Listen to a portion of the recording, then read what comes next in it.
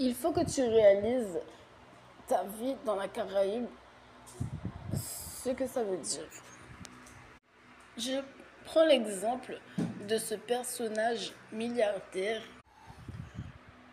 qui a longtemps influencé la Caraïbe en sortant peut-être d'Égypte, d'Angola, de Sénégal, d'Érythrée, voilà, en sortant d'Afrique, en se mélangeant avec les descendants d'esclavagistes et qui est resté avec une influence esclavagiste en étant milliardaire, en possédant des centaines peut-être de terrains dans la planète et dans la Caraïbe, et qui a commencé à imposer un style de parentage, d'éducation à partir du moment où elle a eu des enfants, à partir du moment où elle a eu un rôle dans l'éducation. Je ne sais pas si vous avez déjà eu affaire à ce type de gendarme dans votre vie, mais peut-être que si vous venez dans la Caraïbe, vous verrez que c'est pas seulement l'Africain qui peut avoir une mentalité de bébé, maman donne-moi du gâteau. Donc le rôle des parents est super important dans la Caraïbe. Quand on a une influence mauvaise du milliardisme qui est acceptée comme par exemple une structure comme la gendarmerie, on a le chaos total qui peut se passer très rapidement. Je ne sais pas quand est-ce que vont s'arrêter les manifestations, si elles se sont déjà arrivées. Ça ne m'aide pas à éteindre le feu, si vous voyez ce que je veux dire. Tant que je ne serai pas défendue dans ma vie professionnelle, tant que je n'aurai pas les avantages, disons, de DSK, il y aura un gendarme qui me surveillera.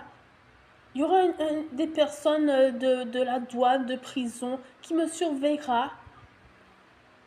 Parce que l'ancien milliardaire, c'est ma mère qui avait une influence esclavagiste.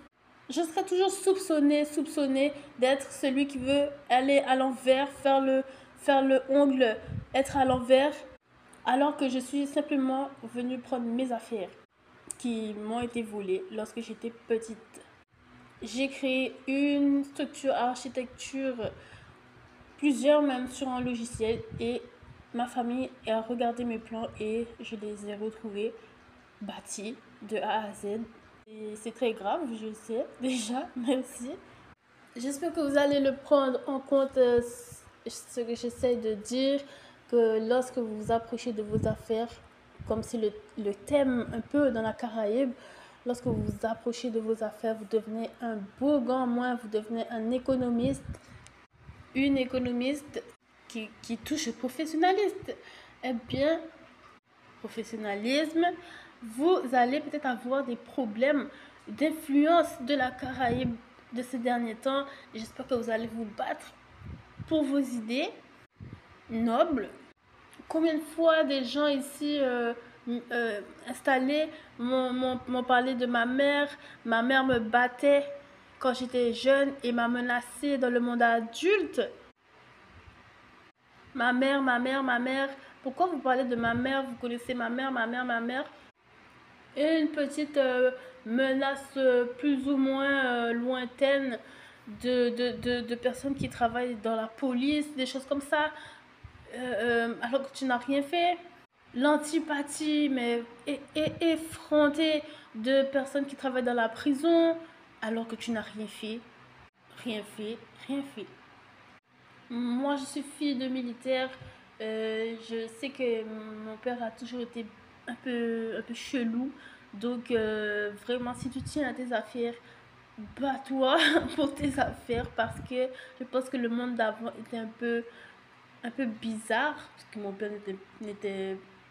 C'est vrai qu'il habitait ici, mais je pense qu'il gardait quand même son influence de là-bas. Et il était quand même bizarre, quoi. Donc, si vous vous affrontez avec de l'autorité pour vos affaires, peut-être que ce sera dur au début et après, ben, ça ira. N'ayez pas peur que vous allez peut-être entendre des vraies choses, des vraies idées déplacées de la part du professionnel, mais c'est juste ça. mettez-vous droit dans votre travail et vous passez quoi. Je m'appelle pas Sana, je suis avec une entreprise entre guillemets et je suis une femme et je parle du side effect que ça fait, surtout quand il s'agit de parler de la dernière couche du travailleur en permanence.